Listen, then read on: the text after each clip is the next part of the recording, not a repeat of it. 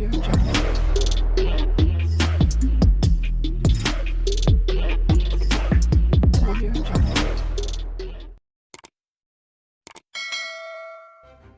kasih karena memilih channel ini. Sebelum kita mulakan video ini, sila pertimbangkan untuk menekan butang like, share, dan subscribe, dan aktifkan butang lonceng Anda agar Anda sentiasa mendapat info-info percuma pada setiap hari dari channel kami. Dan tinggalkan komen Anda karena komen Anda amatlah dihargai.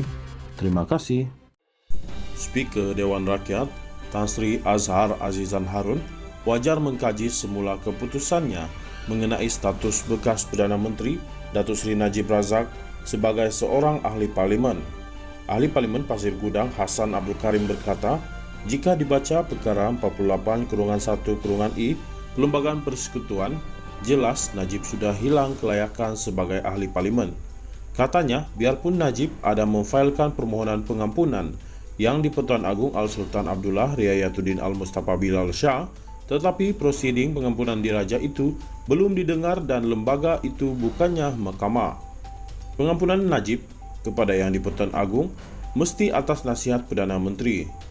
Jika sekarang nasihat itu mesti datang dari Datuk Seri Ismail Sabri Yaakob di bawah perkara 40/1 Perlembagaan Persekutuan, iaitu yang di-Pertuan Agong hendaklah bertindak mengikut nasihat Perdana Menteri. Dari segi undang-undang sabitan kesalahan, Najib dalam pertuduhan dalam kes SRC International adalah kekal. Hukuman penjara 12 tahun dan denda Rm210 juta berkuat kuasa sekarang, katanya dalam satu kenyataan. Azhar dalam kenyataannya menerima dokumen tambahan dengan memutuskan kedudukan Najib masih kekal sebagai ahli parlimen pekan. Mengulas lanjut, Hassan berkata, agak aneh Azhar boleh memutuskan Najib masih kekal sebagai ahli parlimen pekan. Memang benar Najib memfailkan prosiding semakan di Mahkamah Persekutuan supaya Mahkamah Persekutuan mendengar permohonan Najib agar keputusan 5 orang hakim diketuai Ketua Hakim Negara Tun Tengku Maimun Tuan Mat pada 23 Ogos lalu disemak oleh korum hakim-hakim Mahkamah Persekutuan lain.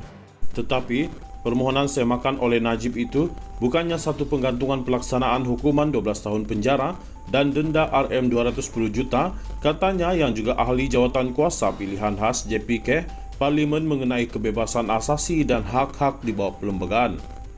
Beliau berkata, tidak ada dinyatakan di dalam Perlembagaan Persekutuan jika seseorang ahli parlimen merayu kepada lembaga pengampunan diraja atau memohon semakan mahkamah, kelayakannya sebagai ahli parlimen tetap kekal.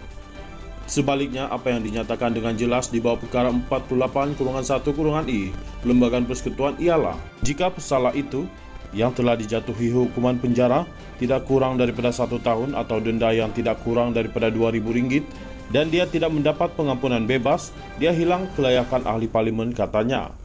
Perkara 48/1/I antara lain menyatakan seseorang hilang kelayakan untuk menjadi ahli mana-mana satu majlis parlimen jika dia disabitkan atas suatu kesalahan oleh sesuatu mahkamah di persekutuan dan dihukum dengan pemenjaraan selama tempoh tidak kurang daripada 1 tahun atau denda tidak kurang daripada Rp2.000 dan dia tidak mendapat pengampunan bebas.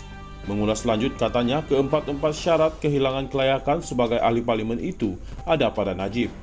Keputusan Mahkamah Persekutuan itu keputusan terakhir dalam sistem mahkamah di Malaysia.